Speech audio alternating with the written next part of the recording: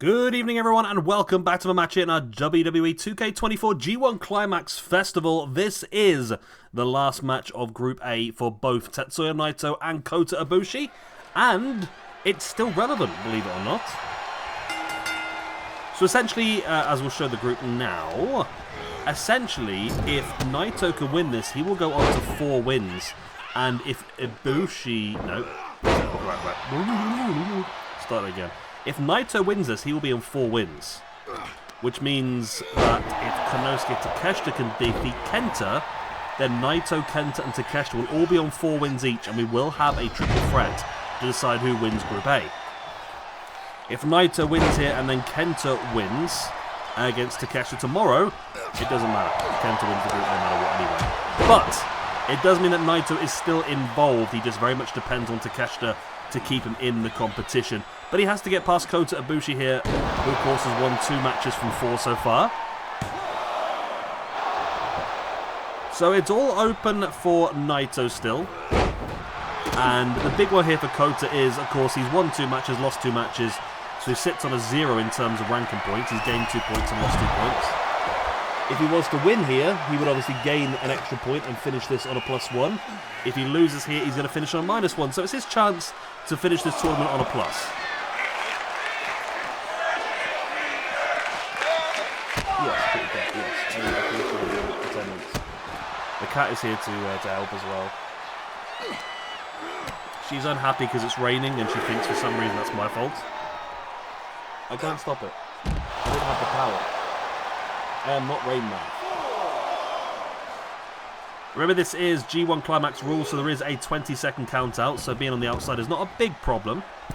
And I think we've done pretty damn well so far. We've had 3, 6, 9, 12, 24, 26. This is our 27th match in the group stages, and not a single count out has happened so far, which I'm pretty proud about. I was worried about that, I must admit. Kota Ibushi taking Naito towards the corner, threading into the centre of the ring. And don't forget, we still have another match for you later on today, as the Great Muta will take on Antonio Inoki in their final match in Group B. And they're not fighting for anything really in that group. It's again just for ranking points at this point. Muta's won 2 out of 4, Inoki's won 1 out of 4. So both of them just want that extra ranking points. They can try and finish here with as much momentum as possible and as little damage to the ranking scores as possible as well. But unfortunately, Mr. Shinsuke Nakamura's had the full effect of that, hasn't he? 0 wins from 5, Shinsuke Nakamura here in Group A. He has had an absolute shocker over time. But it's been great for the likes of Go Shiozaki and Kenta, who are both currently undefeated and both have huge matches tomorrow, though. Both are very much depend on who goes through as well. That's the massive thing. Naito with the boot in the back of the ankle of Kota Ibushi. Now Kota dragging himself outside of the ring.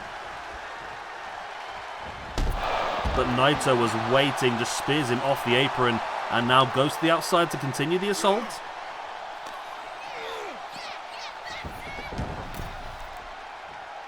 Both guys now back in the ring. Naito is in charge. Nice hurricanrana by Kota.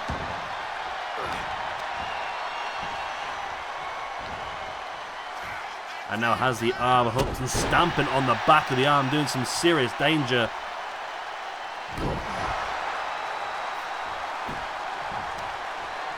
Ibushi now has the arm once again, kicking away at the side of the head.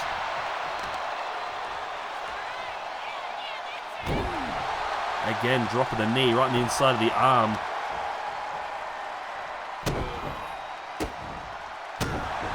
And Ibushi again, just with the kicks. He's taking full control of this one now. I say that, commentators curse, eh? Naito dragging Ibushi middle of the ring. And now looking for a sharpshooter. He does hit the sharpshooter.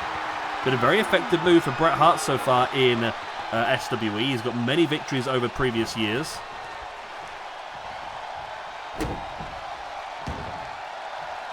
Boot in the spine. And now up with that big elbow drop attempted. Ibushi moves out the way. And now nice suplex there by Ibushi. Continues the assault though, didn't go for the pin. I thought he might have gone for it there. Naito now hooking the head and the leg in with a package brainbuster. Hooks the leg for the pin. He's got it. Wow. Naito not getting paid by the hour here at all. He is quick and effective. And with that victory, as you can see, he now moves up to 4 points, which means that it is open for him. He will be desperate then for a Takeshita win tomorrow. A Takeshita win will mean a triple threat match between Takeshita, Naito and Kenta to decide the overall winner of this group. Wow. If Kenta wins tomorrow though, Kenta will win the group outright, no questions asked. So it's all down to Takeshita potentially beating Kenta. Like I said, one more match for you coming today. We have got the Great Muta going up against Antonio Inoki. Those two clearly just fighting for pride at this point. Fighting for the ranking points and trying to make sure they don't disappear too much. They don't do a Shinsuke Nakamura and just disappear into oblivion. I'm going to have to help Shinsuke out a bit, of course, with a bit of dark and a few dark matches just to boost him up a little bit and give him a few ranking points. But it was a big win here for Naito. He had a rough start, didn't he? He lost his... Did he lose his opening match, I think? Yes. He lost his opening match against Kenta, and I did worry for him, but since then he's gone on to win every one of his matches, and now he is within a hair's breadth of getting the opportunity to fight to win the group. But he is solely dependent on other people now, which is not a great position to be in. Anyway, I'm going to love you, leave you. Like I said, I'll see you a little bit later on today for the Great Muta versus Antonio Inoki. And then, of course, tomorrow for the big 2 finale matches, Kenta versus Takeshita to decide the winner of Group A, and Go Shiozaki versus Kenta Kobashi to decide the winner of Group B. I'll tell you, if Kenta versus Kenta Kobashi is the main match, I am going to struggle so much with our commentary. And you guys will laugh at me. Either way, I'm going. Good night.